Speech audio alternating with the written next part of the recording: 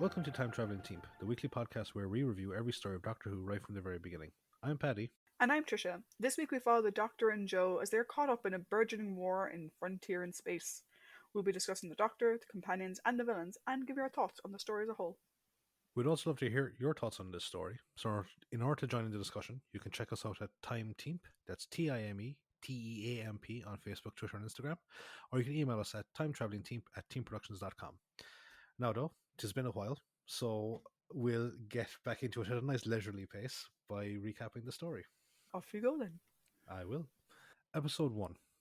In deep space, the captain and first mate of an Earth cargo ship are discussing the potential conflict arising from tensions between Earth and the planet Draconia. They go into hyperspace, but are forced to drop out of it when they nearly collide with the TARDIS, which materializes within the hold of the ship. The Doctor and Jo exit the TARDIS, and Jo again questions the extent of the Doctor's control over it. He goes to check the readings to see where they are so he can plot a course back to their own time, and Jo looks around the hold. She looks out through one of the portholes and sees another ship outside, which suddenly seems to change shape. She calls out to the Doctor, who says that they're somewhere within the 26th century. Jo asks him if he heard a noise, and he said he heard a faint sound, but he says that they need to speak to the crew to learn the exact date. Just as they're about to leave, Jo points out that the ship seems to be coming straight at them. This is noticed by the crew, who messages the ship to see if they need help. The strange sound that Jo heard fills the air again, and they are shocked when the ship suddenly changes shape to resemble a Draconian battlecruiser. The captain tells the first mate to break out the small arms whilst he sends a distress signal to Earth. In the hold, the Doctor doesn't seem to be too alarmed and tells Jo that the ship is most likely coming along to dock with the one that they are on. He then leaves to find a member of the crew and encounters the first mate taking a pair of blaster pistols out of the weapons locker. The Doctor goes to greet him, but the first mate's perception is changed by the sound and he sees the Doctor as a Draconian, who look like scaled humanoids. Jo arrives and she too is affected by the sound, and she sees the first mate as a Drashic. They are then brought at gunpoint to the command deck, where the captain is looking at the view screen, which shows the Draconian commander demanding their surrender or they'll blow up the ship. The captain responds that if they attack, then they will be risking the lives of their prisoners, and he orders the first mate to take them to the brig, whilst he again radios for help. On Earth, a Draconian prince is meeting with the president of Earth, who denies that any of Earth's battlecruisers have attacked Draconian cargo ships. The prince says that the crews identify the ships as being from Earth and reminds the president of his people's abhorrence for deceit. The president says that the Draconians have also attacked Earth ships and shows him the messages from the cargo ship currently under attack.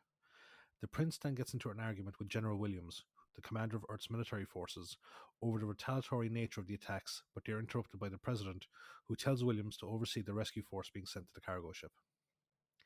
After he leaves, the prince states that he doesn't like Williams due to his previous actions against the Draconians in prior conflicts. The president begs the prince to take a message to his father, the emperor, to stop the attacks so they can renew their peace between the two planets. The prince ignores her pleas and warns her to stop the attacks from Earth, or else war will start again, a war he promises that Draconia will win. Later, after he is left, the president is stunned when a news report reveals the attack on the cargo ship.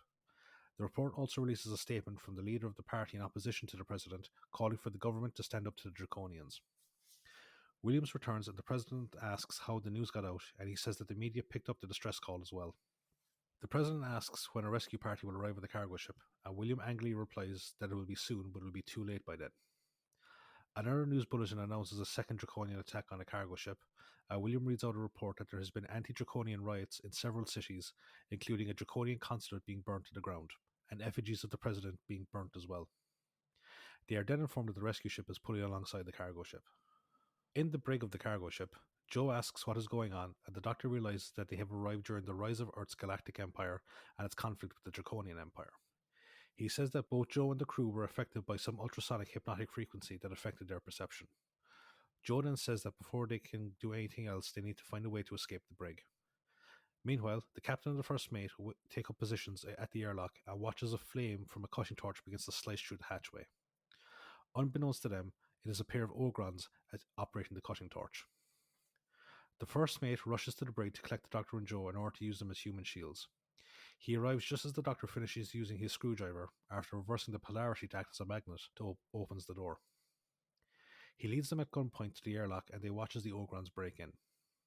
The Doctor throws the captain into them and tells Jo to run for the nearby TARDIS. However, the Doctor gets shot in the back as he follows her and Jo returns to his body as an Ogron stands over her. Later, the Doctor wakes up when he hears Jo calling for him. He finds her locked in the brig again, and she informs him that the Ogrons took the entire cargo as well as the TARDIS. The Doctor wonders what the Ogrons are up to, and Jo says that they could be working for the Daleks. The Doctor seems skeptical as Ogrons are mercenaries and could be working for anyone. They then go looking for the crew and find them unconscious near the completely repaired airlock. Suddenly, a communication comes in from the rescue ship, and the Doctor goes to the command deck to respond to them. He tells the commander of the rescue ship about the stolen cargo and the condition of the crew. The rescue party comes on board and demands to know who the Doctor and Jo are, and the revived crew say that they were helping the Draconians and call them traitors. Episode 2.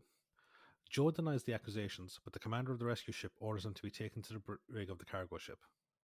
The rescue ship then detaches from the cargo ship so that both ships can return to Earth.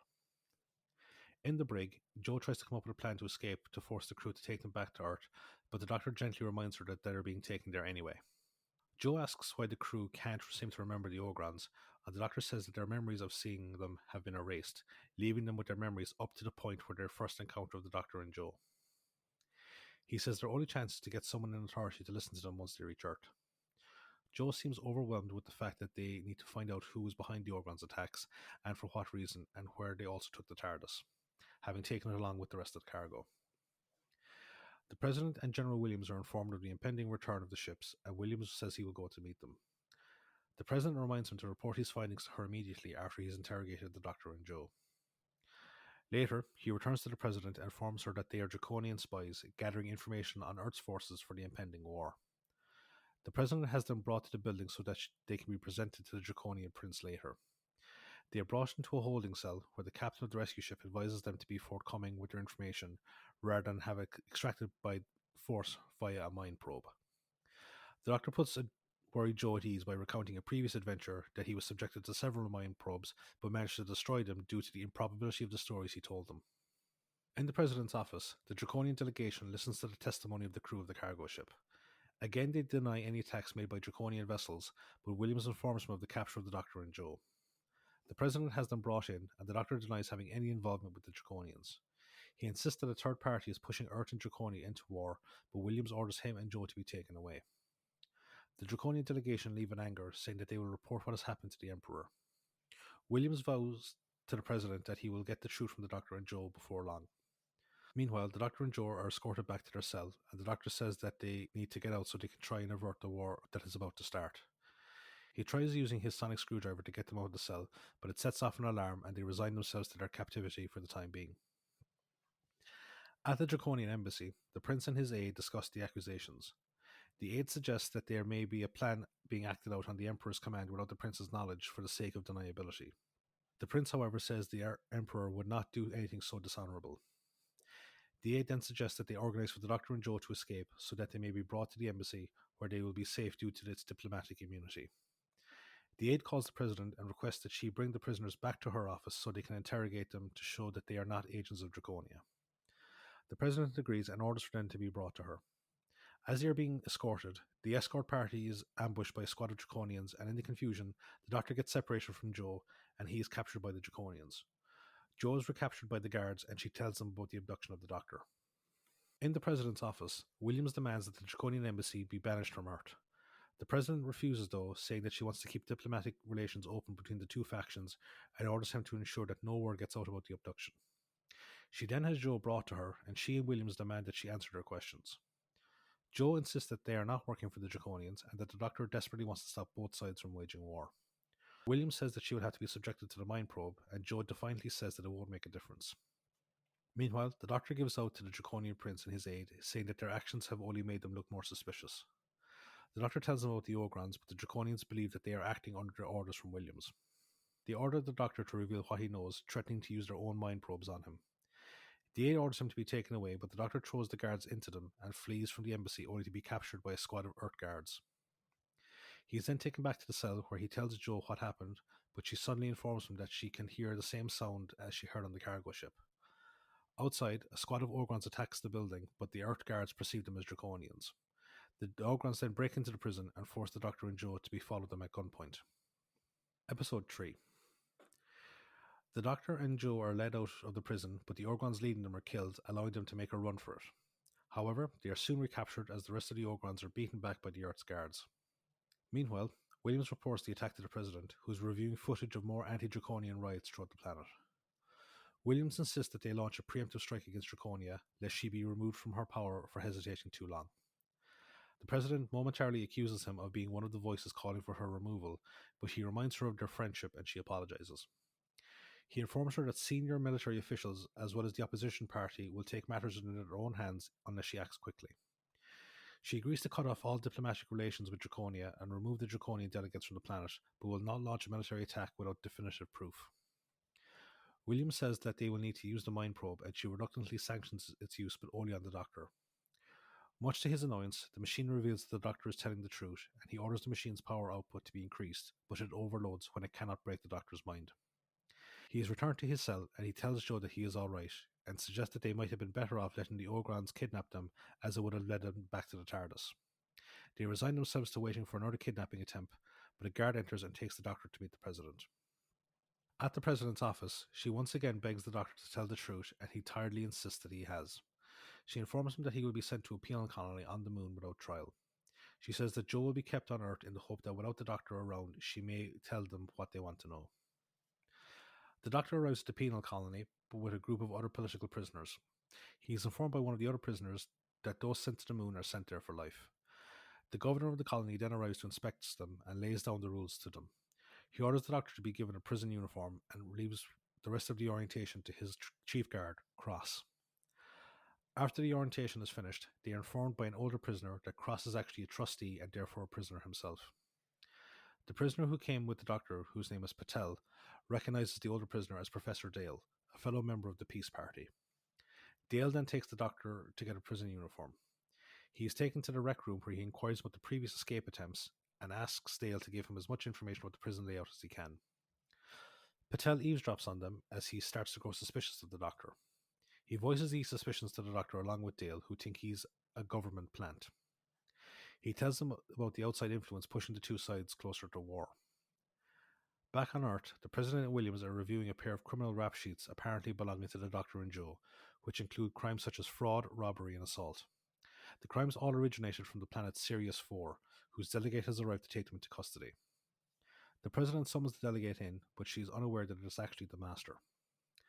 The Master asks them to be turned over to him in accordance with Sirius 4's dominion status within Earth's empire. Williams refuses to let them go, but the President agrees, wishing to keep Sirius 4 on their side in the event of war with Draconia. The Master is then taken to the prison, where he speaks to Jo alone. Jo realizes that he was the one who sent the Ogrons, but he refuses to elaborate on his motives unless she agrees to go with him. With no other choice, Jo agrees to go with him in order to rescue the Doctor. On the moon, Dale says he believes the Doctor's story, as it is not outside the realm of possibility that someone would seek to take advantage of the animosity between Earth and Draconia. Suddenly, Cross arrives and takes him aside for a random search. However, Cross reveals that he successfully organized an escape that Dale had previously requested. Dale thanks him and promises to grant the pardon he uses as an incentive once he and the Peace Party take over. Dale comes back, but the Doctor sees through the ruse and the Dale reveals the rescue plan. He says that he and one other person will be sent for airlock maintenance, and once there, they will use a pair of spacesuits to walk across the moon's surface to meet the rescue ship. He says he wants the Doctor to go with him so they can use their contacts in the media to spread the Doctor's story. They arrive at the airlock and start to put on the spacesuits. The Doctor then notices that the air canisters for the suits are empty, and he discovers that the door is locked, as Cross has locked them in and starts to pump air out of the airlock. Episode 4. The Doctor takes one of the canisters and starts to bang it on the door in hopes that someone will notice them. Dale falls to the ground, struggling to breathe, and the Doctor goes to assist him. Suddenly, air starts to fill the room again, and the door opens, revealing the Master to be their saviour. He takes him to the Governor's office, where Cross is also in attendance, and the Doctor reveals the escape plan and Cross's part in it. Cross denies it, as well as the sabotage of the suits. The Governor orders them to be placed in solitary confinement for a year, but the Master tries to intervene unsuccessfully. Once they are alone, the Master accuses the Governor of being the mastermind behind the fake rescue in order to eliminate Dale. He says that he won't reveal his part in the plan if the Doctor is given over to him, and the Governor agrees. When they go to his cell, the Doctor initially refuses to go and tries to out the Master, but the Master reveals that he has Jo with him, and so the Doctor reluctantly agrees. He is then reunited with Jo on a prison ship that the Master has commandeered. The Master says that he has been employed by an outside party to bring the Doctor to them on the Orgron home planet. After he leaves, the Doctor immediately works up an escape plan with Joe so they can get out before the automated security cameras activate after the ship takes off. After the ship leaves orbit, the Master observes the Doctor as he and Joe sit with their backs to the bars of the cell, where the Doctor regales her with his trial after the War Games and his forced change of appearance. Unbeknownst to the Master, the Doctor is actually using a piece of string foil to cut through the bars as he talks. He then sneaks out as Joe blocks the camera with her body and continues talking, allowing him to slip on a nearby spacesuit. He then goes outside the ship to sneak back through the secondary airlock. The Master, who has tuned out Joe's non-stop speaking by engrossing himself in reading War of the Worlds by H.G. Wells, is suddenly forced to make a course correction to avoid collision with an asteroid. He tells his prisoners to brace themselves, and which causes Joe to worry as the Doctor has no way of knowing what's about to happen. Outside, the Doctor is shaken loose from the ship and sent drifting into space. When the ship rights itself again, he detaches the cable from his oxygen canisters to push himself back towards the ship. The Master asks if they are okay and grows suspicious when the Doctor doesn't answer. Joe says that he is asleep, and the Master then takes a blaster with him to go inspect the cell, asking Joe where he is. The Doctor gets back into the ship and goes to the flight deck, where he hears Joe explaining what happened during the course correction. The Master, cautious that the Doctor may have gotten back onto the ship, puts Joe into the airlock and then calls out for the Doctor to surrender. The Doctor suddenly appears and uses a length of cable to whip the blaster out of the Master's hand. The Master then rushes to try and blast Joe out of the airlock, and the Doctor rushes to intercept him. A brief struggle ensues, but the Master gets the better of him and forces the Doctor to retrieve his blaster, threatening to kill Joe if he doesn't. Suddenly, the ship shakes as another ship docks with it, and the two Time Lords are stunned to see a squad of Draconians emerge from the airlock with Joe. The Master tries to explain his purpose to them, but the Draconians do not listen, saying that a state of emergency has been declared, and any humans in Draconian territory are to be executed. The Doctor begs to be taken to the Emperor, saying that he has vital information, and the leader of the Draconians orders them to be put back in the cell so they can be taken to Draconia. In their cell, the Doctor tells Joe that he once helped the Draconians through a difficult period, and so they may be willing to listen. Joe tells the Master that he will be outed as an imposter, but he ignores her, deciding to go for a rest due to the length of the upcoming journey. However, he surreptitiously activates a homing beacon, which is picked up by an Ogran ship. Episode 5. The ship lands on Draconia, and the Master wakes up in very chipper form. They are then taken to the Emperor's throne room, where the Prince urges him to declare war on Earth. Like the President, the Emperor is reluctant to engage in a war that could devastate the Draconian Empire. Much like on Earth, the Prince says that the nobles of the court are also insisting that action be taken, or he might find himself deposed. The Emperor says that he will take no action until he questions the prisoners. The Doctor approaches and addresses the Emperor in the manner of a court noble, and when asked how he knows their customs, he mentions his previous trip to the planet. The Emperor confirms the story of the Doctor's aid to the planet, but he says that it was over 500 years ago, and is skeptical that the Doctor could live that long. He says that they are still guilty of trespassing into Draconian space, and the Doctor reveals that the Master is responsible for the attacks on both Earth and Draconian ships in an effort to cause war. The Master denies these claims, saying the Doctor is a prisoner seeking to escape justice, but the Emperor seems to believe the Doctor. The Prince tries to return the conversation to an attack on Earth, but he is interrupted by a messenger who says that a spaceship has arrived from Earth with a special envoy from the President. The Master then begins to congratulate the Emperor for his pursuit of peace, but as he is talking, Joe hears the strange sound again and informs the Doctor. He tries to warn the Emperor to impound the ship, but it is too late as a squad of Ogrons attack the throne room. A fight breaks out between them and the Draconians, and the Doctor rushes to help protect the Emperor and knocks out an Ogron. Having failed to recapture his prisoners, the Master calls off the attack and retreats with the Ogrons back to the ship. After they go, the Doctor tries to get the Emperor to see past the illusion, but he only sees an Earth guard. The Doctor asks Jo if the sound is still there, and she says it is fading. The Doctor then asks the Emperor to look again, and this time he sees an Ogron. On their ship, the Master berates the Ogrons for their failure and says they now need to make sure the Doctor doesn't get back to Earth with the evidence of the deceit.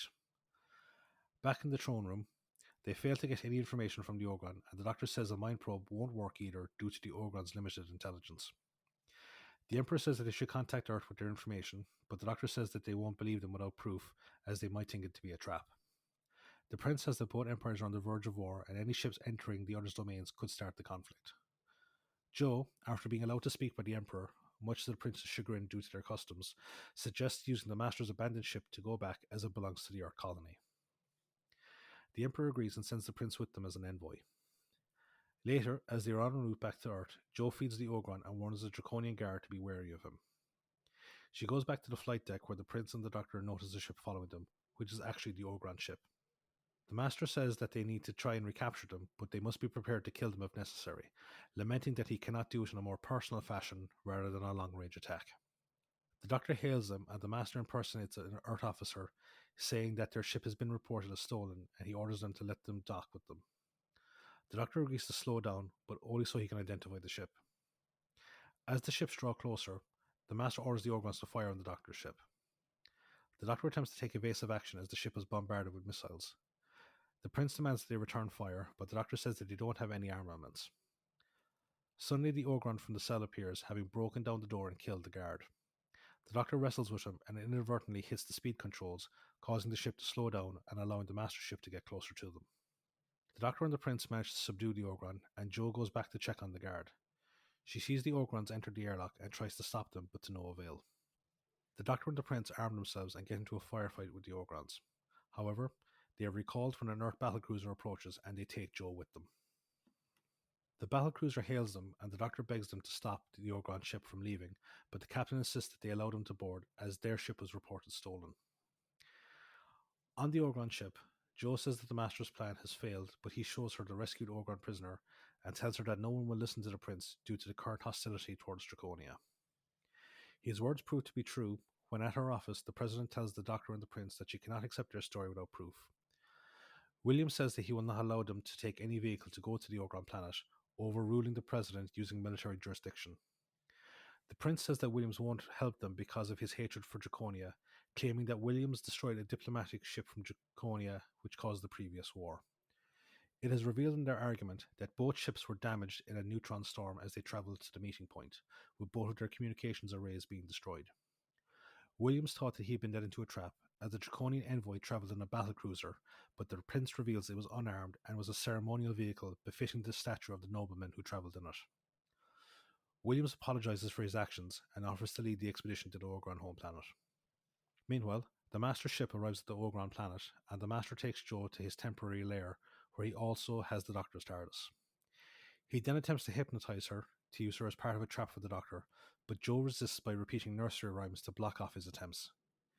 He then starts to use the device that has been used to alter the perceptions of the humans and the Draconians, and then Jo starts to panic as it starts to affect her. Episode 6. Jo does her best to combat the illusions cast by the machine, which includes a Drashig, a Solonian mutant, and a Sea Devil, and eventually she is able to block it out, which the Master begrudgingly congratulates her on.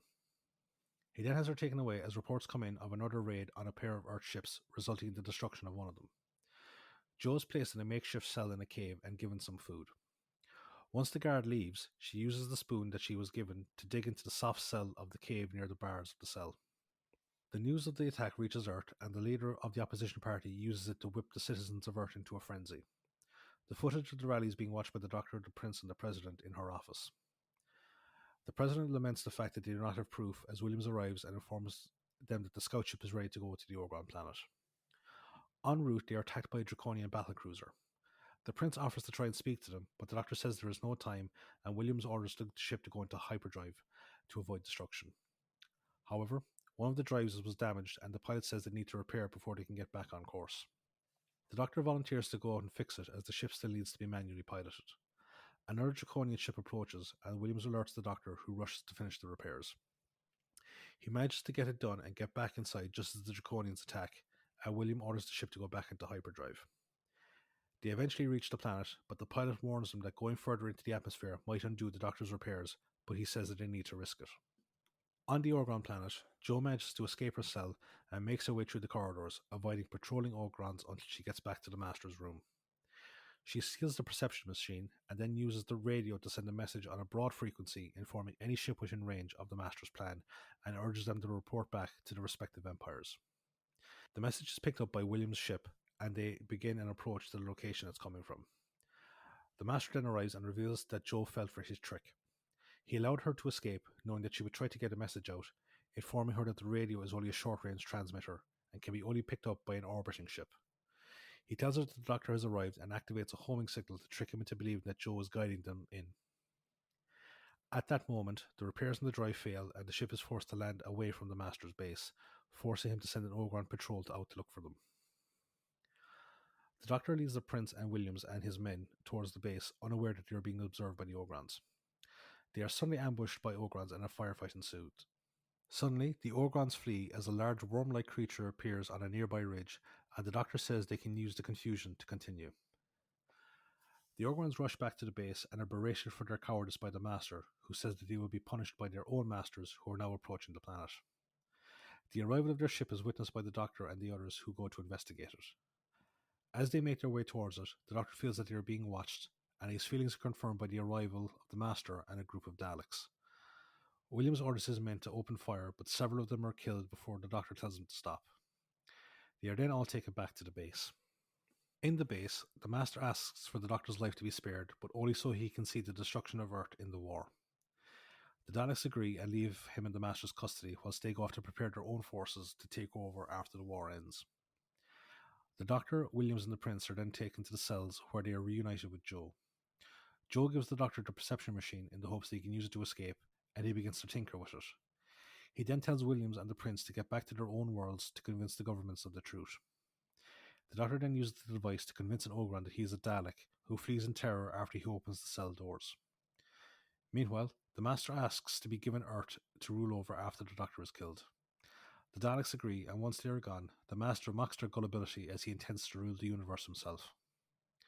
The guard rushes in and reveals what happened, and the Master tells him to go get the rest of the guards. Meanwhile, the Doctor and the others are making their way through the corridors, and Joe points out a mural on the wall that she saw an Ogron worshipping earlier on. The mural looks like the creatures that the Ogrons fled from, and the Doctor thinks they can be used against the Ogrons. They get to the Master's office and show Williams and the Prince how to escape. However, once they are gone, the Master emerges with the Ogrons and aims a blaster at the Doctor. The Doctor uses the perception machine again, and the Ogrons flee. The Master shoots the Doctor before joining the Ogrons in their escape, and Joe helps to wound the Doctor into the TARDIS. He staggers to the console and sets the ship into flight before sending a telepathic message to the Time Lords. End of the story.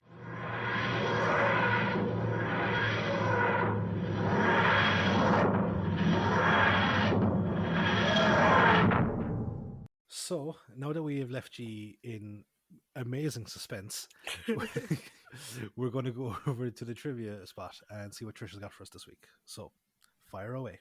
Cool. So the air date for Frontier in Space is the 24th of February to the 31st of March 1973.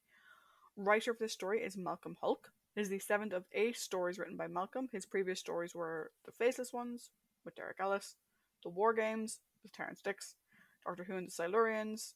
He had uncredited work on The Ambassadors of Death. He did Colony in Space and The Sea Devils. He also wrote the novelization for the story, which is actually called Doctor Who and the Space War, which is an interesting title change and a bit more on the nose. Yeah, just a tad. We'll see Malcolm's work again in Invasion of the Dinosaurs. The director for this story is Paul Bernard. This is the third and final story directed by Paul. He previously directed Day of the Daleks and The Time Monster. This story had the working title of Frontiers in Space with an S rather than singular frontier, which I kind of get the feeling that like the frontier in space is kind of like the neutral zone. Yeah, there is an awful lot of similarities here between, like, I have it in my overall, but I might as well just say it now. This episode reminds me so much of the last 2 episodes of the first season of The Next Generation, Conspiracy and the Neutral Zone. Like huge vibes off it, you know? Yeah, you hear like frontier and you think like, you know, Wild West. Yeah. Do you know? You don't think. Then you see frontier in space, and then you do space, the final frontier. But I do think they're using frontier though as a sort of neutral zone term. Hugely, because like rather than an exploration, go further type thing. Yeah, no, because especially with the fact that you're told very early on that there was a previous war between these two people, and they're currently in some sort of a truce. If the original outline actually had the Cybermen working with the Master, and they were swapped out for the Ogrons. This is before the scripting started, but the original idea was to have him pair up with the Cybermen. which actually would have given John Pertwee a Cyberman story during his run, which we've said before he didn't have. So instead, they were swapped out for the Ogrons to lead, I presume, more naturally into next week. Yeah, but that being said, what we have here is actually a very good thing for the Master for the fucking first time is the one using other people. Yeah, Yeah. yeah, that's true. I mentioned next week, so this story does end in a cliffhanger, kind of similar to the cliffhangers we would have seen back in Hartnell's time. Mm-hmm. The rescue leading directly into the Romans, with the TARDIS falling off the side of the cliff, that type of thing. Yeah. This is the first time we've seen this direct carry through in a long, long time. And actually, originally, the two stories were kind of meant to be one large 12-part story. That's really evident by the fact like you bring the Daleks into the very last episode for like a cup of coffee and that's it, like they're only there, so clearly this was meant to be part of something much bigger. Mm. There is another reason why the Daleks were in the last episode in the way that they were. Right. The Ogron Eater, otherwise known as the Big Orange Blob Monster, that appears on screen for a grand total of about 3 seconds in its actual physical form, and then you have the painting on the wall. Which actually the painting looks fucking scary. Yeah. The It remi- actual blob monster looks ridiculous. no, the blob monster actually kind of looks like I don't think you've seen it, but it looks like the brain bug from Starship Troopers. I have seen it, but when I was like 12. Yeah. So I don't remember.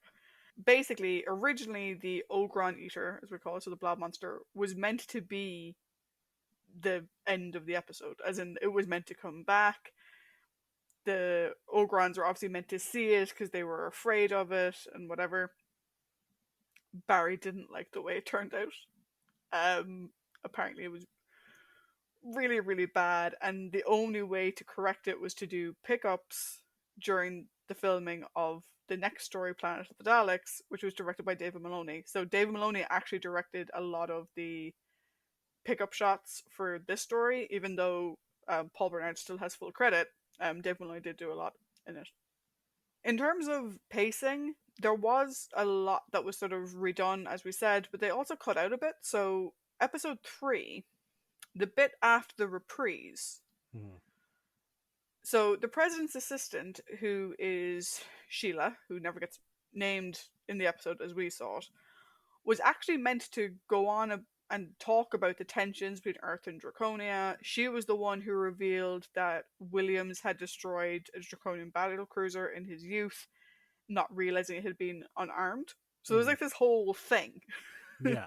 that they were meant to be talking about while giving the president a massage, which is like the best thing ever. Yeah. all that's missing is someone playing a lute in the background. But it was cut for timing. Though apparently the lady who played Sheila still got, credit, even though she said nothing. She literally said not a single word. Her entire thing was cut because of timing. So obviously the Doctor uses the hypno sound, stupid name, but whatever, in episode 6 to make him appear like a Dalek when the Ogrons are looking at him. The voice of that Dalek is Dalek voice actor Michael Wisher. Interestingly, the president of Earth, we never get told her name. No, she's just the president. She's just the president. Her name is Dora. She was given a name in the 2016 audio story, The Transcendence of Ephros. So yeah, her name is Dora. Oh, it's nice to see that Dora makes its way into the far future. Yep. It was actually Terence Dix's idea, to have the president be female. And Malcolm Hulke kind of wanted to add the fact that she wasn't the first woman to hold that position. Yeah, it's kind of cool. I like that because I think what is like around the 70s, you actually start seeing countries have female heads of state. Yeah. Yeah. And obviously, like, the UK, you're going to have Thatcher at some point, do you know what I mean? But this one's nice. The other thing that I like as well is that we do get to see a bit more diversity. So, like, the president of Earth, she has an accent. She isn't British. we get to see a black, again, I don't think British news presenter. The member of the peace party that was taken up to the moon is of Indian or Pakistani extraction, which I thought was quite cool that we get to see again a bit more diversity. With that newscaster, I I have to look it up, but I'm fairly sure he's in Blink. Really? I'm fairly sure that he plays the old fucking spoilers, the older version Oh, of of the guy. the cop. I'm pretty sure. Let me just double check. Okay, well, I keep talking, you look that up. Yeah. The reason why the hypno sound was a thing in the first place is because originally the Ogrons were going to wear like physical masks to make them look like the Draconians, and they decided to scrap that and use the hypno sound instead. John Pertwee has said that the Draconians were his favorite monster because of how expressive they were. They're done really, really well. It reminds me of the work done on Planet of the Apes. Like Yeah. just how that good they are. Yes, his name is Lewis Mahoney. He was in Frontier in Space. He's in one of your favorites, Planet of Evil. Ooh. And unfortunately he passed away Oh, last he year. is, yeah.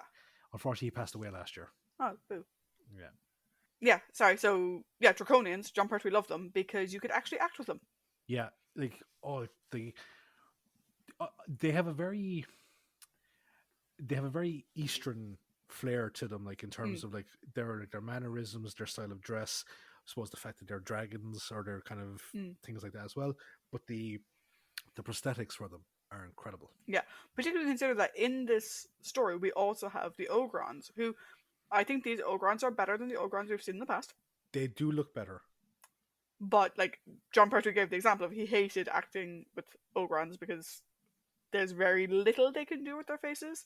Whereas with the Draconians, it was very well done. And actually, an interesting thing was, like, again, on the Blu-ray set, the Behind the Sofa special, they were saying how, like, the Draconians never come back.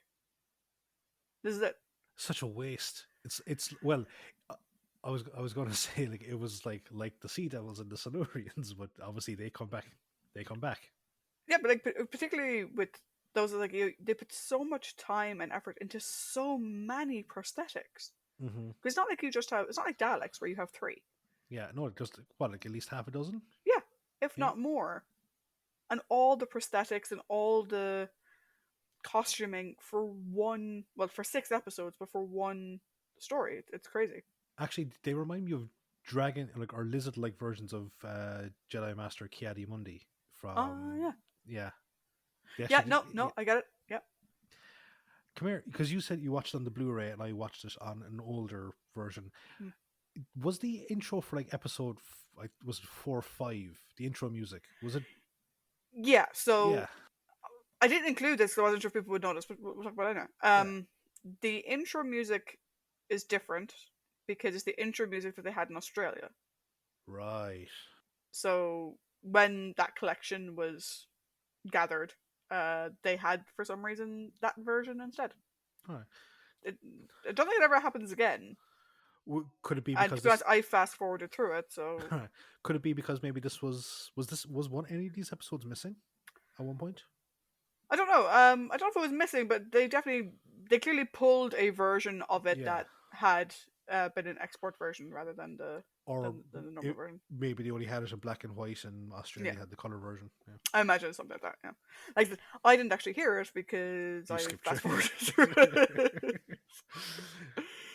Okay, let's go on to our cast. So, as the president of it's not quite like the X-Men team tune, which you just cannot skip no matter how many times you watch. Well, like when you're watching 6 episodes in a row, yeah, around episode 4, you're just like, fuck it, just fast forward. So, cast. Yes. As the president of Earth, otherwise known as Dora, we have Vera Fusek, I'm going to say. F-U-S-E-K. We're going to go with Fusek. Yeah. This is her only Doctor Who acting credit. Her non-Who credits include The Adventurer, Mogul, The Shermans, Inheritance, and The Four Just Men. She passed away last year in August of 2021. Oh. General Williams is played by Michael Hawkins. Again, his only Doctor Who acting credit. His non-Who credits include The Hand of the Baskervilles, The Avengers, Emergency Ward 10, The Brothers, and I, Claudius. Michael passed away in 2014.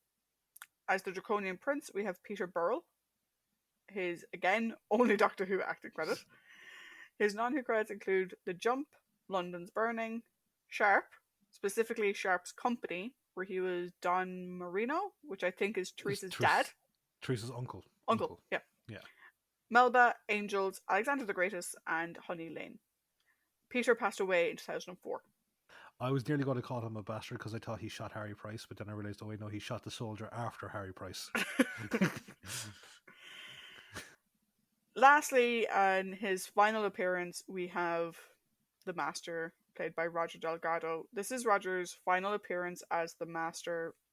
In June of 1973, Roger died tragically in a car accident. When he was in Turkey, he was working on a production and his chauffeur drove off a cliff. And it's like, it's one of those things that I the very first instance I ever heard of this, right, was I watched the Gladiator, the Russell Crowe film, and Oliver Reed died while they were making that, so like they had to use like alternate footage and body doubles and all this type of stuff, but they were able to get like at least the full movie out of it, out of what they had.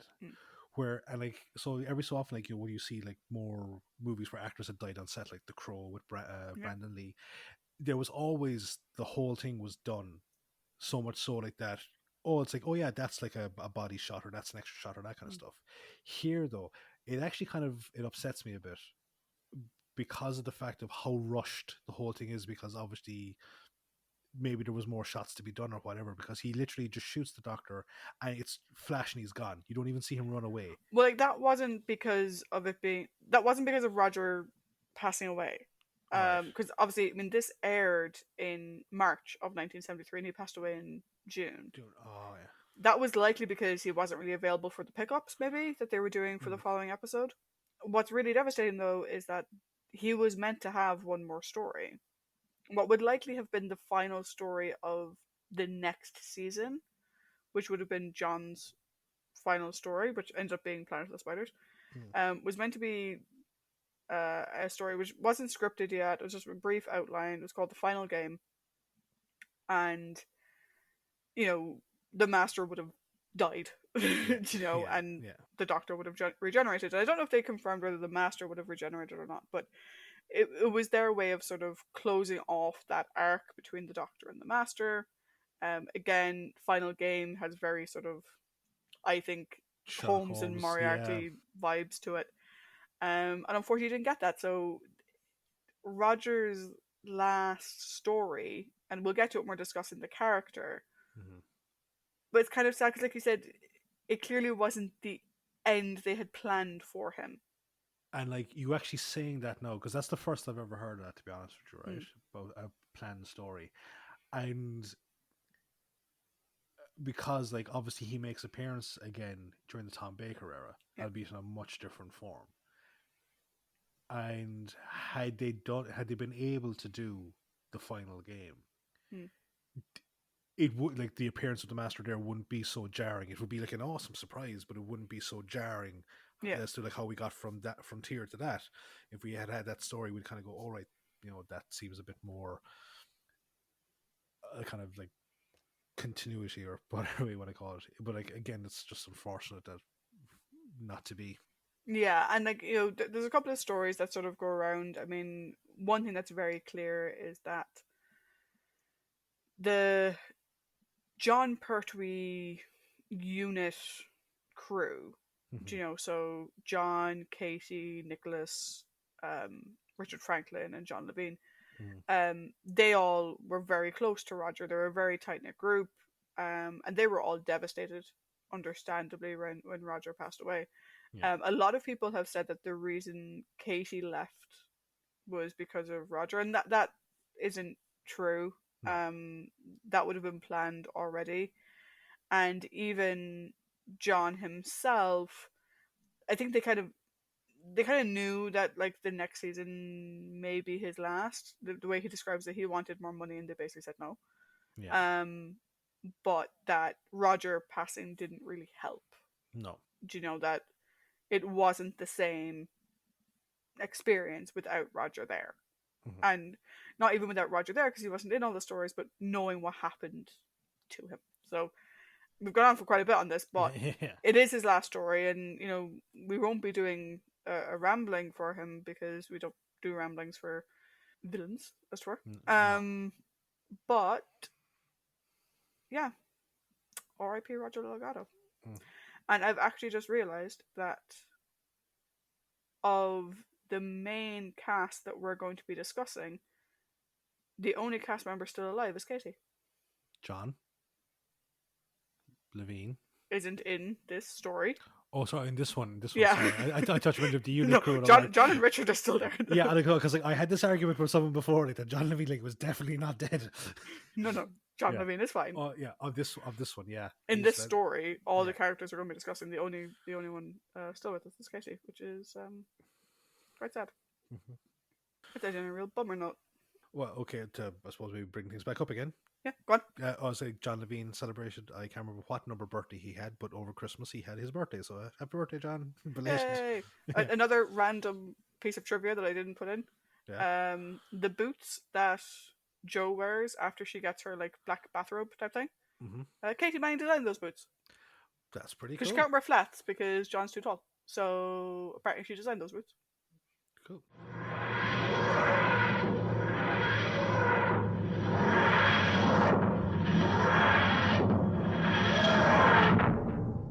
So we have done our summary. Thank you.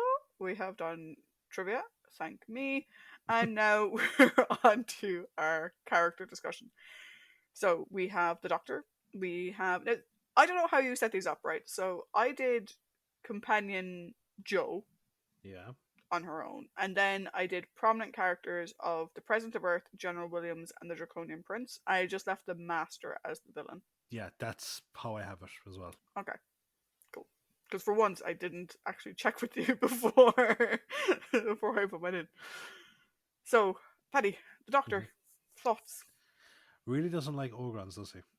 No, he does No, not. no, because as to my memory, they are the only race that he would actually pick up a gun and shoot. Yeah, I mean, this is the thing. Like people who say the Doctor never uses guns, he does. Mainly against Ogrons, but like we have seen previously, like even like in the Dalek invasion of Earth, like Hartnell wasn't opposed to them being used, just wasn't the biggest fan of them. There's a time and a place. Yeah, definitely. You know? And Ogrons, and anytime Ogrons are present is that time and place. the Doctor going to the Ogron home planet is like a red rag to a bull. But seriously though, I thought this was a very good showing from the Doctor here. I like seeing him play the part of the peacemaker. You know, me too. Like trying to avoid war at all costs. It's really good. One thing that I do quite like is we've often seen the Doctor use his, I suppose you could say, his superior intelligence to kind of maybe browbeat people into listening to him, which not a huge fan of. But what I do like is when he uses like the local venerations for like the authority figures. Like, so, you know, when he walked into the Emperor's throne room and he gave like the formal greeting that a noble would give to the Emperor, like I thought that was classy. And like again, like it kind of reminds me of his interactions with the King of Atlantis in the Time Monster. So I really enjoyed that.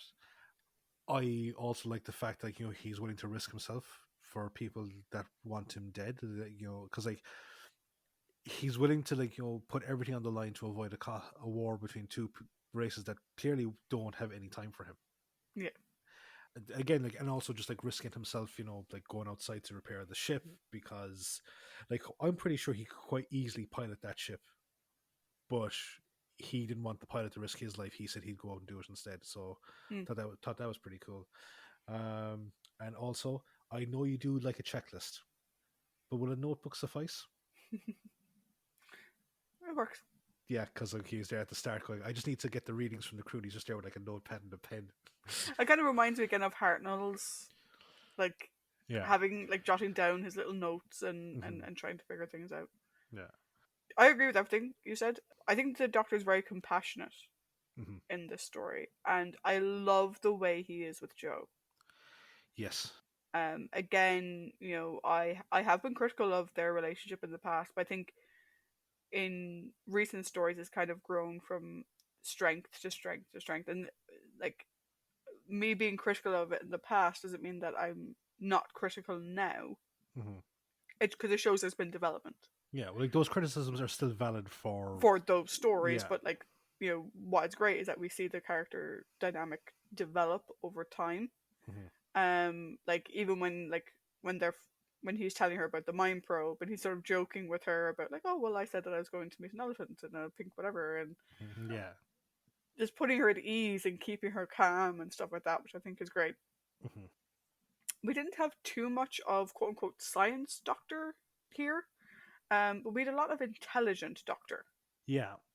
There wasn't a whole lot of like spoons and whatever to make No. dampeners or whatever. But there's a lot of intelligence on display. Like you mentioned, like the way he interacts with the Draconian noble, like with the Emperor as if he was a Draconian noble. His knowledge of the way things work, like using the little filament thing to cut through the bars and stuff like Which, that. which is why, like, I like to consider Carnival, Frontier, and the next story to be like a trilogy, Mm, because he used the same filament to cut through the hatchways that got them into the yeah, Jurassic World and stuff like that. yeah. So I think that's great. Hmm. And again, like we said, like the Doctor never uses guns. That isn't true, or the Doctor never uses violence. That also isn't true. True. No. But there is a time and a place. He Yeah. does when he has to. Hmm. Um, and yeah, I do love the fact that he, like the fact that he immediately sussed that the guy on the moon was like, well, so when are you planning to escape? No, no, I know you are, like, Yeah. but when is it soon? Can I come? Please. It's like, no, no, no, don't, like, you've said nothing. No one else suspects, but like, I know you're doing it, so like, can I come with you? Also, one of my favorite bits, and I wish they'd kind of done it a bit better and been a bit more true to how it would be, and also a bit more like the way we see it done nowadays. I loved his Wally moment, where like the master like moved the ship, and the Doctor like let go of the railings, and so he was kind of Oh yeah. floating, and he detached his oxygen Oh to do yeah. like the Wally like Yeah. fire extinguisher space flight thing. I thought that was cool. I think obviously it could have been done a bit better shot wise, but Hmm. you still got the same impression, Yeah. which I think, and that's probably why he went outside the ship as well, is because in case the ship had to make a drastic Yeah. movement, he kind of knew that he could survive longer um, than the pilot could. Yeah. Definitely. Definitely. Well done, that man. Indeed, indeed, indeed, So that brings us on to Joe. it does. An interesting thing I've noticed about Joe All right. is people always go on about how Sarah Jane Mm-hmm. is the women's lib companion. Like she was brought in as the sort of women's lib. There's nothing only about being a girl, very much, women's lib is a thing. Thank you very much. Mm. And I think a lot of people probably associate most closely with that character.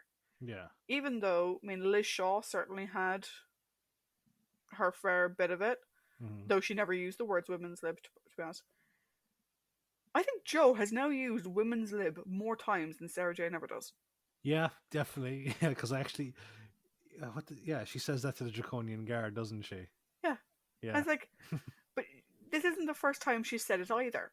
She No. has mentioned it in other stories as well. It's interesting that most people associate it with Sarah Jane and consider Joe to be more of the typical sidekick female, Mm-hmm. and not as equal, or not as wanting to be equal or whatever.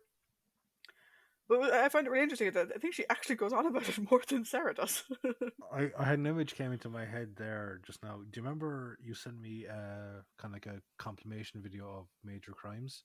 Mm. And like at one point, who's the coroner again? What's his name? Oh, yeah, he's Hugh from Yeah, Star Trek. Hugh. Yeah. But he says Was it Good Morning Angels? Yeah, and the three of Yeah, them turn the around. three. I can imagine a very similar thing here with Polly, Joe, and Sarah Jane. Yeah, you think that like Liz will be off on the side being like, "I'll be Bosley, thanks." Yeah,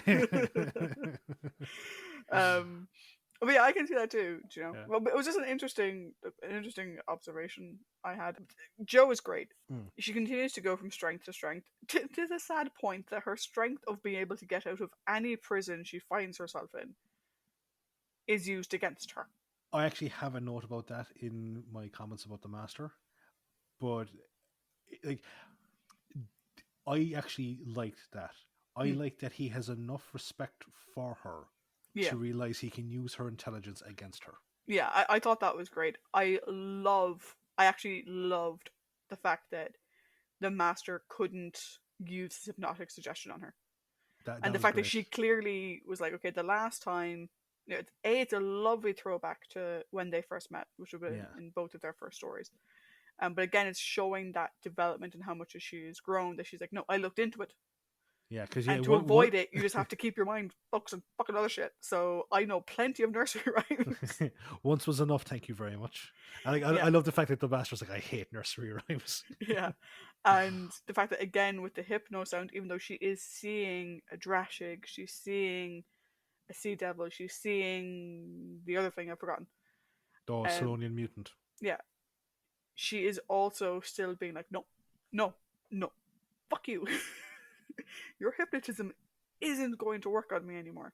And you can tell that at the end he's kind of like, huh, fair fucks to you. Yeah. Let's send Joe to the Mind Robber planet and see how she gets on there. But yeah, but all that is feeding into the fact that I actually really liked her interactions with the master in the story. Hmm. Actually, kind of more than I liked the doctor and the master's interactions. I think Katie and Roger have sort of built gradually over time this amazing dynamic between the master and Joe. Hmm. Because like the master and the doctor, it's like they're compatriots, they're Yeah. peers. Hmm. Whereas from the master's perspective, Joe is like a bug beneath his shoe. Hmm. Humans are so far beneath him, and yet they have this very interesting dynamic between them. We saw it in previous stories where he was like, or in the Time Monster, he's like, I'm sorry, but you're bottom as well, and Yeah. like stuff like this. And I'm actually, again, I'm kind of disappointed we're not going to see more of them together because I actually thought that the two of them worked almost as well, if not sometimes better, than the Master and the Doctor did. Well, see, that's a point there I have about Joe in the sense of this is a great example of a companion being able to carry the story and progress the story by themselves. Yeah. But also, it's a good example of where the companion story, to me, is more interesting than what the Doctor is doing. Oh yeah, like, he's just going back and forth. Yeah, because again, like kind of comments about that in the overall, but I was just like, Joe's doing great here. I want to know more about what Hmm. Joe is doing. So please, can we go back to Joe? I also love how she had a bowl and a spoon. Yeah, I was like, I will dig with the spoon. It's like the ground is fairly soft. You could probably use the bowl. yeah. But like she basically fucking Shawshanks her way out of that place. It's amazing. I was like, she starts digging with the spoon. I'm like, okay, you could have used your hands, Yeah, and then you could have used the bowl. The spoon should really only be needed for the tough sections. yeah. Although to be fair, like that's like something I would do, kind of go like, "Fuck it, I'll use the spoon." Like, and at which point, if you would come along and kind of say like, you could have used the bowl. Like, just like, please, I had enough intelligence to use the spoon in the first place. Don't take it away from me.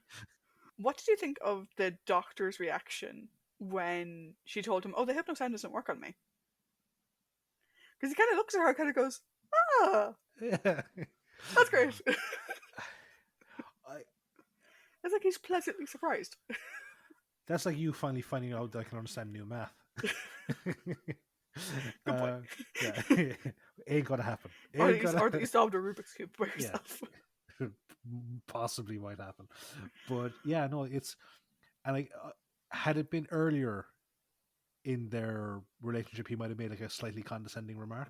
Hmm. But now they've now gotten to like I think they've worked out the majority of the kinks from their relationship, which is Hmm. good. Yeah. But yeah, no, Joe is. This is a definitely like Joe's top three for her rambling. Mm. It's getting fucking tough. It really is. Yeah, Yeah.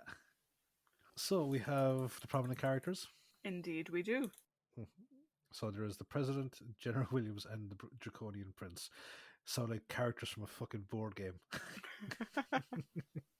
So if we start with Madam President, and I'll be honest, for the first, like all of her interactions with the general lives, they're going, don't see Rosalind and Adama, don't see Rosalind and Adama, or kind of like Rosalind and Kane with a little bit Mm, of Adama thrown in there for the mix. I actually really liked the President of Earth. I thought she was a very interesting character. mm, You can kind of tell throughout the story that, you know, it's not this.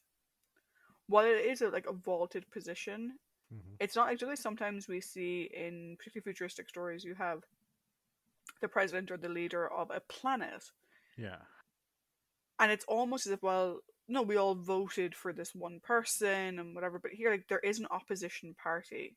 yeah. There's also this peace party, which are not the opposition party, but Uh, they're another party. another group. Yeah. And you can tell that she's balancing that while trying to still, be very much a peacemaker. Mm-hmm. She doesn't throw the prince out of her office when he keeps saying you're lying. She's like, Yeah. no, like, keeps trying to work that diplomatic line the whole time. And we can obviously see through the news footage Mm-hmm. that that's not exactly a popular choice. No. People would prefer if she was more decisive and more like General Williams. And I think it's great that she actually holds on for as long as she does. And I actually, like, I joked about it, but I think it's kind of funny in some respects that, like, her job is so stressful that they actually had to show her getting a massage. Do you know who she kind of reminds me of? Like, again, probably very loose Mm. connection here. The vice president in Air Force One. Yeah. Yeah, because you've got the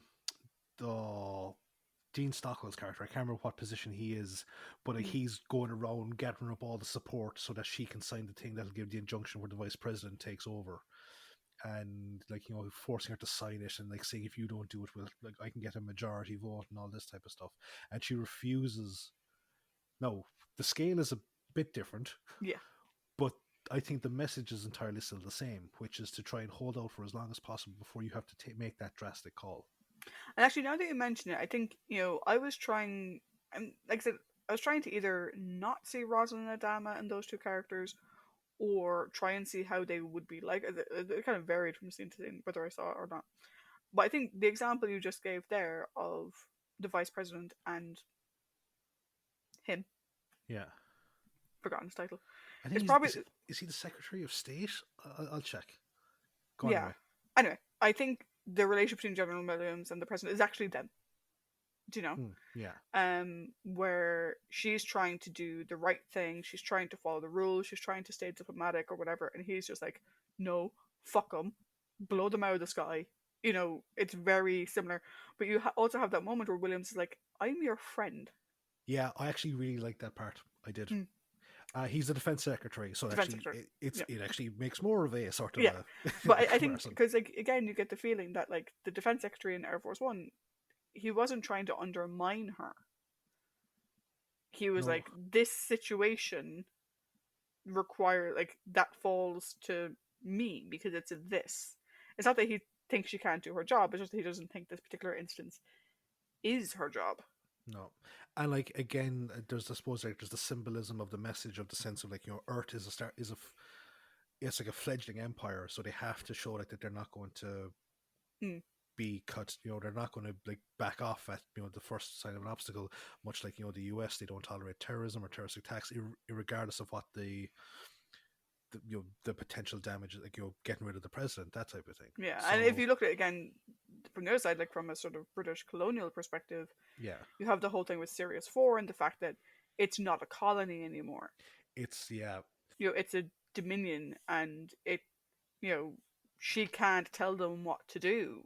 yeah, and it brings up like stuff that potentially like at one point there was like Churchill had potentially thought about invading Ireland again, despite the fact that at that stage we had Dominion status.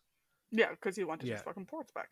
yeah, Um, but yeah, but like it was like there's again like I've often made this point, where good sci-fi can draw metaphors from what's happening in the world at that Hmm, moment, and it does it here wonderfully, I think. hmm. What I would have liked to have seen though is because she is very strong in herself and she does stick to her own guns, and like even when she was saying like, okay, I'll cut off political discourse or whatever, but I'm not fucking attacking them.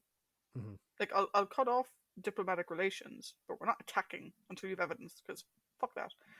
I would have actually liked to see her go into the mind probe room and actually conduct the interview herself. Mm. Because, and we'll get to in a second, General Williams is clearly biased. Yeah. And she's relying on him too much for information, even when she knows he's biased. Hmm. Do you know? And I think, she even had Joe offering to go under the mind probe. Yeah. And you're like, well, why did you take Joe up on her offer? So, do you know? But the president oversee it so that she doesn't get hurt. That's something I would just like to have seen from that character Mm. is to see her outside of that room. Yeah. I think that'd be kind of cool. Also, because I was just on the Wikipedia page for Air Force One for the vice president's character. It says, through all the tension, she remains calm, refusing to make risky or poor decisions. So, again, very apt, I think. Yep, So, and how not about sweating through her blouse. nope, not sweating through her blouse. So, how about now we go on to the Dean Stockwell of this story? Oh, Williams, you are an ass. Do you know who he kind of reminds me of? Who? Cisco. Oh wow. Okay, I want to hear this. How? So, what was his name? Fuck it, the guy that kept calling him Javert. Oh, the Maquis guy. Yeah, Yeah, I've forgotten his name, but I know who you mean. yeah. So like, I'm reminded of the fact that like Williams is so he's blinded by his hatred for Draconia Mm. that like he's kind of blind to his own misdeeds, much like Cisco. Like he was so fucking adamant over the fact that you betrayed the uniform. He So was I willing will to, poison a planet that has people living on it. he was willing to do terrible things just to fucking get that slice. So like that's kind of came to my head. Mm. And like there's like I'm pretty sure like there's more Star Trek kind of similarities between the fact that he accidentally it was an accident, but in hindsight it's an accident. He accidentally destroyed the Draconian ship because he thought that they were Well, yeah, I mean, aggressive. if you think about the what the original timeline introduction of the Ferengi, Mm, the yeah, battle with Picard, yeah, which was it wasn't an outright war thing. They didn't know who the other person was or yeah. whatever. Or like another kind of you made a Battlestar Galactica reference there. In the pilot, the Olympic carrier, the one that they couldn't raise on message, and they were trying to Yeah, figure out whether the ship blew up or not. Um, Christ, like this story is just riddled with fucking analogies to other. it is, and like you mentioned, like Cisco and stuff, and I think if we do go back to the Battlestar thing with Adama, I mean, there is a certain level of Adama, like Commander Adama from the miniseries Yeah. about Williams. Do Mhm. you know, we must attack them. They attacked us first. Blah blah blah. There's also like a certain bit of Cain in there. It's in this dogged focus on they're the enemy. It doesn't matter that we had a treaty with them for that's irrelevant. Mhm. They're attacking us now, and we have to attack them back. And he's one of those guys where like he's so fixed on his own opinion Mhm. that even though his own mind probe is telling him Yeah. this man is telling the truth, he won't believe it. No. And it's like, what else do you need? He's like, oh no, they've just been so ingrained. It's been so ingrained in them that like they believe they're telling the truth. Yeah. And oh, like this conditioning is like so, and like when he can't break the conditioning and he can't get them to admit the truth he wants, he just ships them off to the fucking moon. Yeah. Like it's very much this sort of like, I think these guys are evil, and nothing you tell me is going to change my mind. And thankfully, his mind does change. It does, and I do like the fact that he's like I. We only got a small taste of it, but I would have liked to have seen of more of his interactions with the prince after the fact, Yeah. because he seems to have made enough of an apology that it seemed to the prince, because we've seen the whole thing like that the Draconians are very imperial in the way like they the way that they demand respect and they don't suffer fools lightly or anything Mm, like that, and they like everything has to be of an appropriate level, every gesture, every statement, every apology. mm, Whatever apology he made, the prince, who was just as antagonistic as Williams at the start a small bit, has accepted it. yeah. So I would love to have seen more of their interactions as the story went on. Yeah, and I mean, if we jump ship over now to talk about the prince, Yeah. just to speak about the prince towards the end, Hmm. um, I did love when the actual draconian ship, Yeah. not a hypnosound draconian ship, but an actual draconian ship, was attacking them. Yeah. The prince was like, "Let me talk to them. Yeah. I'll convince them." And when William's like, "They won't believe you," he's like, "I'm sorry." Hmm. Do you know, like, and you can tell that there's a genuine embarrassment there and a genuine remorse there, which is great when you compare him to what he was like at the beginning.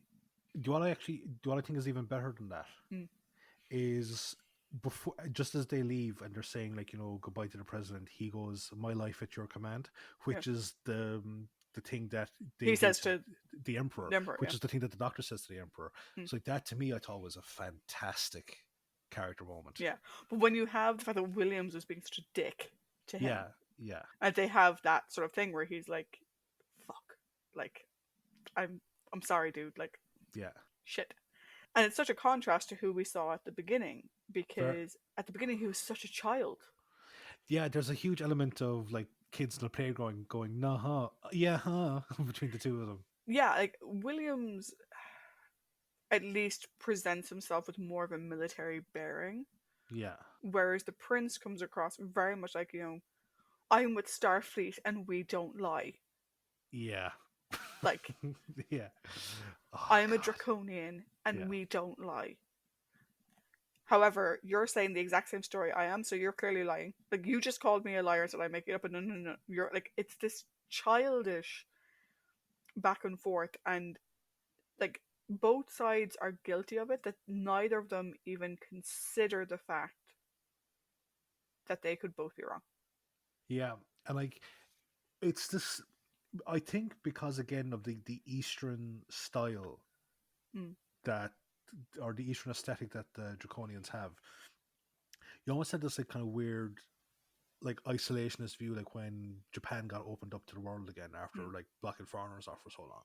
It's like this whole thing of like their society is so honor bound and so rigid with their candor that they have a very isolationist view of the whole galaxy in the sense that everyone else has the capacity to and the willingness to lie as mm. well. Whereas Draconians, no, we don't lie. It's against our livelihood or our credence or anything like that. Yeah, So it's like you'll be kind of going, just you can't see it. You like you just legitimately can't see it. yeah. I think Yeah. at his heart, though, I think he is a good guy.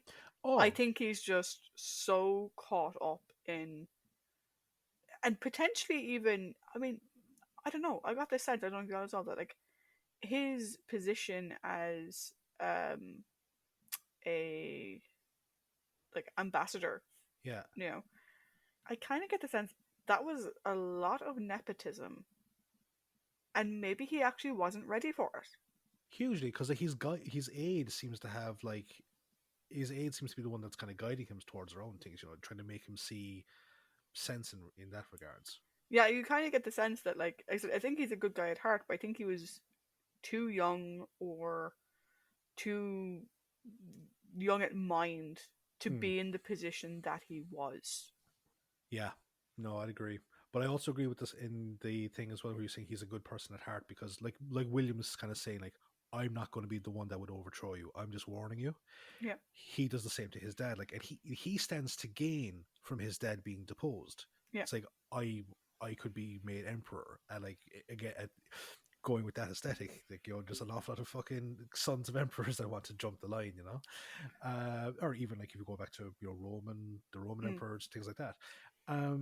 But no, he's like, you have to act, otherwise they will overthrow you. They will take you off the throne. Yeah. And so yeah, I think they're great mirrors of each other, and I like their cooperation at the end. Yeah. Like the scene of the two of them with their backs to the door and like their Yeah, eyes closed and their yeah, hands over their ears is just so funny. yeah. I would like if that was a transcendence of Ephros, that Mm. story. If that's a continuation of the Frontier story, I have to listen to it because I love when Doctor Who gives us just like side characters or supporting characters that I want to listen to more, or want to know more about. Yeah. Shall we talk about the man himself? Yes. So probably the best we've seen of the Master to date. Yeah, I have it in here. Here we finally have a master story where the master isn't duped by his allies. No. Or he's not trying to summon some supreme powerful force that is just going to stab him in the back. Because yeah, he's working with the Daleks, but like the Daleks are kind of more on his level Yeah. in comparison to Kronos or in comparison to Azal. Do you Yeah. know? Like there is like a slight shade of a similarity between the way the Doctor helped the Daleks and evil of the Daleks, but with the plan of overthrowing them, or at Mm. least getting rid of them. The Master's the same here. Like, oh yeah, I'll let guide you guys to war, and then once that's done, I'll knock the shit out of you as well. Or is it you like, what was it, tin plated idiots or whatever he called them? Um, like I think we covered a lot when we talked about his relationship with Joe, in the sense of what I have to say about him anyway, because like he he uses her intelligence against her. Like, he doesn't treat her like a dumb human. Mm. While like it's not like out and out kind of like you said or anything like that. Like, there is this begrudging respect that he has for her. I suppose like this weird perverse fondness he Mm. has for her, in the sense of like, my favorite antagonist and my favorite antagonist's sidekick, or whatever it may be. Like, like Roger is like, the one thing that he has done about his master is he's made him very charismatic, and he's made, because like he's the delegate from Sirius 4. Like, he's in, I love that bit where he's trying to like call the Doctor a liar and all this type of stuff. Then he realizes that the Earth ship, which is docked, is actually the Orgon ship, and he's like, Your Majesty, I must commend you on your pursuit of peace, and basically, faff, you're amazing, you're amazing. Come on, would you hurry the fuck up and rescue me, shit? I do wonder, like, when the doctor's like, "Are you all right?" Like, Yeah, he goes like, "Are you feeling all right, but old chap?" I do wonder, was that John ad libbing? Mm. Because like the look between the doctor and Joe, I'm like, what the fuck is he on about? Also, like, the level of assholishness to be the one behind trying to create a war between worlds, and then sit back and read War of the Worlds while you're doing it. Oh, that is some fucking douchebaggery right there. It's very good though. Oh, I love, like, and to anyone that hasn't read it, War of the Worlds by H.G. Wells, a fantastic book. Also, Jeff Wynne's War of the Worlds is a fantastic album. Do you know what's And really weird? well, For the last few days, so I went back to work the other day, mhm. and I've just been listening to Eve of War Even and more. Thunderchild, like on repeat. And then last night I sat down to watch this, and I was like, "Holy shit!" Yeah. Like, it is one of my biggest annoyances that I would love to have seen that show, but Mm. because there's so much laser imagery in it, my photosensitivity would have really fucking Yeah, annoyed you me. would have had to wear your Yeah, your glasses, and you probably wouldn't be able to see it much. yeah. So like, I would have hated that, but yeah, book is amazing. Jeff Wayne's album of it is fantastic, and so is Orson Welles' radio broadcast that scared the shit out of a section of New York in the 30s. But yeah, back to this. Like, but that level of douchebaggery is Mm. fantastic. Because I knew that this was the last one that he was in, I sort of did like a mini rambling in my head, Mm. and it's like, okay, you pair him up against all the other masters. Like you've got like Anthony. Obviously, there's the guys that were there for the one-offs, Yeah. but then like the longer run ones, like you have Anthony Ainley, and then granted you had Eric Roberts in the movie, and then you Mm. had John Sim, Michelle Gomez, Sasha Dewan, even Derek Jacobi is getting a run Mm. of it on the Big Finish stuff, and also now Eric Roberts. Mm. Until I actually listen to that stuff, Roger still is he's the one that sets the bar for me. Yeah, I mean, I've seen probably the most of John Sim. Yeah, I mean, I've seen all of Sasha Dewan, but he hasn't had yeah. as much to do. No, he hasn't. I do like Sasha's version, um, but it very much taps into the I'm slightly fucking mental side that John Sim had. Sasha Dewan's version is like a dark Troughton. Yeah. Yeah, I do think, and to be honest, it's mainly through how do you judge a good master by how yeah, he/she interacts with the companion. yeah, Because the master and the doctor are always going to have a great relationship. That's always going to be really yeah. interesting to watch. Hmm. But I think, again, the dynamic between Roger and Casey is Hmm. so good. And I haven't seen much of um, Anthony Ainley. Anthony Ainley. I've only seen, I think, one story with him in it. So I can't really comment there. John Sim had a great back and forth with David Tennant, Mm. but I don't think he actually had a great relationship with any of the other characters. No, because he doesn't really interact with them a whole Yeah, lot. see, we don't get to see that develop. And, Sasha Dewan, again, kind of has a little bit with Yaz, if I remember correctly.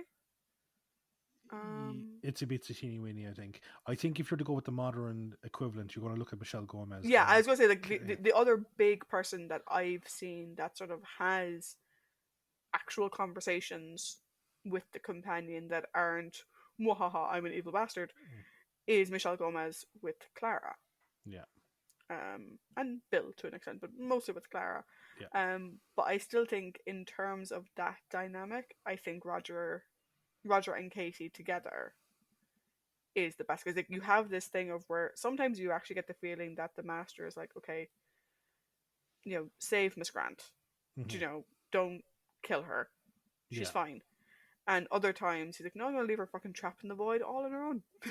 yeah, It's this thing of like he's not a trustworthy person, but like if she's done nothing wrong and he can keep her safe for a little while, yeah. he will. Like he's the Christopher Lee of masters. Yeah, very much so. Yeah, but yeah, that's the like we have ragged on his master quite a bit because of Mm. how he, you know, for being one of the smartest people in the universe, he's quite thick at times, you know. Yeah. But it's his charisma, it's his interaction with the Doctor, Joe, the Brigadier, Benton. Mm. It's and I like how yes, the shtick is the same in the sense of I'm going to use this higher power that I think I can control and blah blah blah whatever. It's the new setup that he does it. I mean, like going from setting up a fucking satanic cult in a English countryside village to becoming a fake doctor of fucking physics, astrophysics at Citiba Research Institute. Yeah, gotta admire his Like, fucking, you know, his you can't creativity. say he didn't try.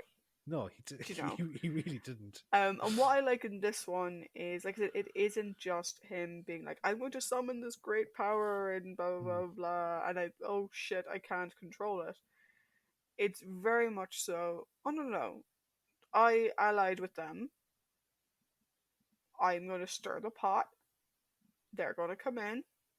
They're going to run ramshot. They're going to give me control over Earth, and then I'm going to turn around and stab them in the back. Rather than it being, well, they're going to come in and give me power, and I will have all power everlasting, blah blah blah. It's like, no, no, no. Like he's aware that he's the middleman. Do you know? You can edit this. You can edit this out if you want. But did I make Loki Roger Delgado in your fucking story? Yeah, you did. Yeah, all right, cool. Now that you question it that way, yeah, yeah, you did. Cool, perfect. I'm happy with that. The master that we see here is it's the master. It's stirring the shit. Yeah. It's playing everybody off everybody else, Mm. as opposed to him just trying to garner power for himself. This is actually even though I didn't like it personally, this is very similar to Colony in Space, Yeah. where again he came in as this respectable, you know, character and played along and actually had a trial and did the whole thing. I didn't like how that story ended up, but I think Mm. the master there and the master here are probably the two that I like the most. Yeah. No, like and that's the thing, like, again, as we've said, you can like an element of a story while not liking the story itself. Whereas here, though, well, I guess we'll get into that in a minute. Yeah, we'll see. But unbeknownst to him, it was his swan song, and I think that he did a great job here. Yeah, and I am gutted that we don't get to see any more of this stuff. No, I'm the same. Thank you very much, Mr. Delgado.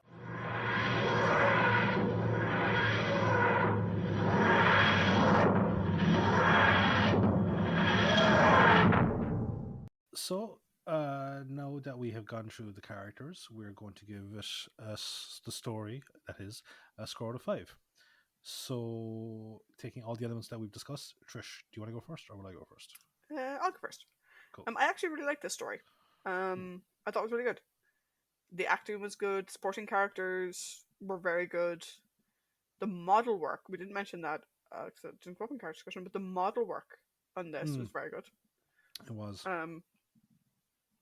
The only negative from a production standpoint is the blob monster, which thankfully they caught it in the edit and they reduced its presence as much as they possibly could. It looked like someone trying to erect a bouncing castle from the inside. Yeah, or I'm not going to go with what my or was because it's disgusting. Never mind. So I really liked it. I actually quite like the fact that it's like this political drama rather than a big action set piece. There are action moments in it, but it's not a big action story.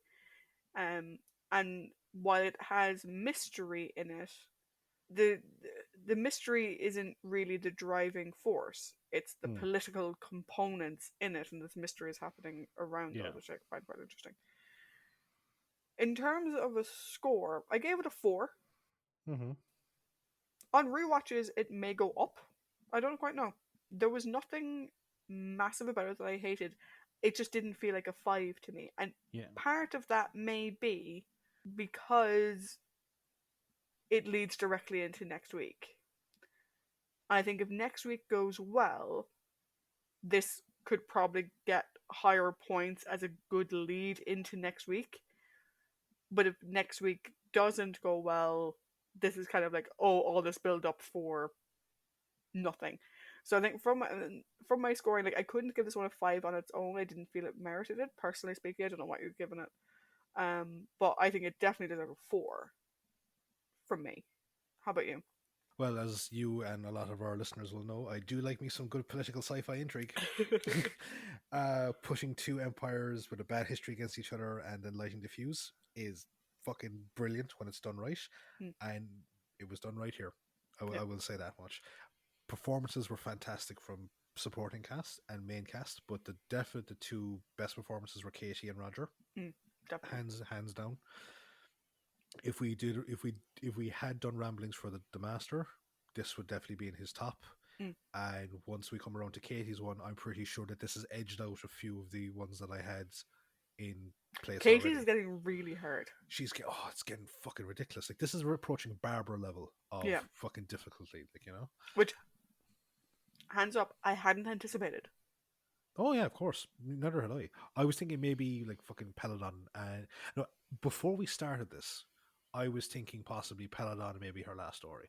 Now we've got, for me, we have Mind of Evil, we have Colony in Space, we have Peladon. I think, did we say Sea Devils? Yeah. Like, fuck it, there's a lot, but they're the two best for this one.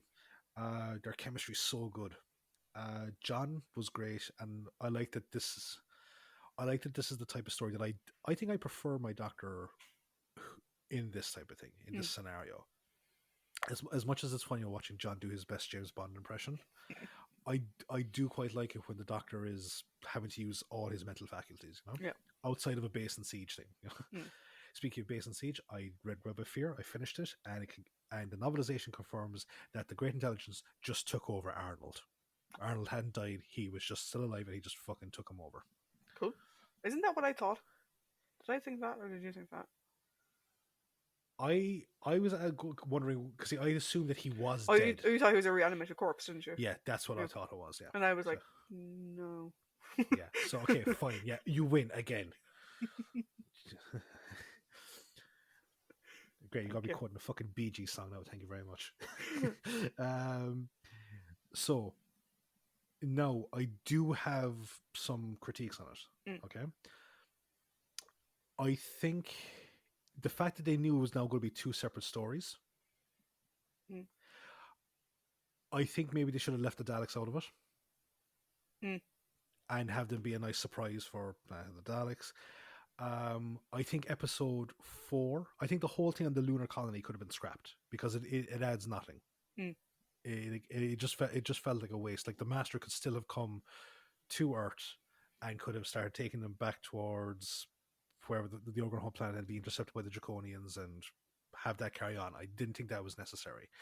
The blob monster, like it's just fucking. I think it actually would have been cool if the Drashig had been the fucking big monster. If it actually turned out that the Orgons or the Drashigs were from the Orgon home world. Mm. I think that would have been pretty cool. But it's we got to the thing. Yeah. So no, I've given it a 4 because it's just by virtue of the fact that they split it into 2. I think they could have tidied it up a small bit better. Yeah, and like it could have been a 5-parter, a very solid 5-parter, I think. yeah, and I completely agree with you on the Daleks in episode 6 being kind of, it was the wrong time. Like they should have been the cliffhanger, Yes. or they should have been left out entirely. Given how bad the blob monster was, though, Mm-hmm. I'm kind of glad they reshot it and brought the Daleks in earlier. Yeah. And had it be the Daleks that they saw in the cages and stuff, just because the blob monster was shit. I know, but isn't it amazing? Like that, just one story previous, they made absolute nightmare fuel with the Drashigs, Mm. and they couldn't come up with something. It I don't know what it was meant to be. It kind of looks like it's meant to be some like primordial worm slug type thing. I think it's meant to be like the Earth Chewers from the third Hobbit movie, the Battle of the Five Armies. Yeah. Those things that I think it's meant to be like one of them. Yeah, and that's not what it looks like. So No, I'm glad that they redid it yeah. because I don't want to see, like, if Barry didn't like it, I don't want to see what it was. Mhm. Do you know? Yeah. But I agree though that it did mean that the ending was rushed. Yeah, the ending is rushed. Like, and other than that, like I was really into the story. Like I was like the pacing is fucking brilliant. But like episode 4, it skews it, and okay, I get that it's a nice bit of world building in the sense that there is a peace party and political dissidents are sent to this lunar colony where it's life imprisonment and all this type of shit. But it just like it adds nothing to the actual overall resolution of this story. No. So I think they could have cut that. They could have had a really solid 5-parter. Mm. And I think that if they had done that, this probably would have been a 5. Mm. But as it is, it's just a 4 at the moment, a very strong 4. Yeah. But yeah, so because it brought in a lot of stuff I love when it comes to science fiction, and we've made analogies like that. It was it was very similar to the last 2 episodes of The Next Generation. Season 1 of Next Generation. Yeah, season 1 of The Next Generation. There was a lot of Battlestar Galactica references. Like this is probably the nerdiest episode we've shot because like I'm here in a Dragon Ball Z t-shirt. I think you're wearing Harry Potter garb, and we're talking about Doctor Who, and we're making references to everything else under the fucking sun. So, yeah, no, it's a very solid 4 out of 5. Very good. So just for context, because obviously you and I took a few weeks off, That puts your seasonal average at 3.83 and mine at 4.33. So, what are we talking about next week, Paddington? Next week, I suppose we're going to find out what happened to the Doctor Mm. in the planet of the Daleks. Will the Time Lords come and help? Only time shall tell. See, Boo. you go boo because I actually fucked it up because I kind of was going to say something else and then I flubbed over my words. But I'm going to leave it in because it's funny that I fucked it up. Okay, fair enough. Cool. Okay, until next week, guys. Jesus Christ. Until next week, guys. Bye. Bye.